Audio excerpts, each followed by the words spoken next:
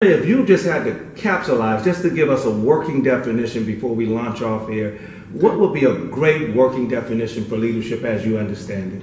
Well, you know what? I've been doing this for about 32 years, Reverend. I spent nearly 32 years in the Army, 3 years here as a civilian teaching leadership. And I have to go back to the original definition I heard of military leadership. The art of influencing and directing people in such a manner to obtain their willing obedience, confidence, respect, and loyal cooperation to accomplish the mission. As part of my doctoral studies, Doctor of Management and Organizational Leadership, there's hundreds of leadership definitions. I mean, literally hundreds of them. Of course, in the, I'd say the somewhat more modern era, in the fast changing world, Dr. John Cotter says management is about coping with complexity, but leadership is about coping with change. And so as I went through all those definitions, I went back to the original definition about leadership that I learned, and that was that military definition. I'd alter it just a little bit.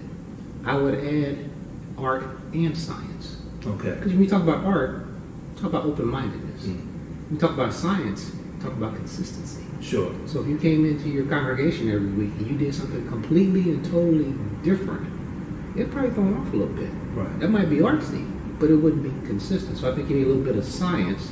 And I would take out the word military. Okay. Because I think that influence, willing obedience, confidence, respect, loyal cooperation, you would need that in any industry you're in. Any industry. So I think that particular definition fit back in 1966 when it was put out by the military, back in 1983 when I joined the military, and here in 2017 as we're having this conversation.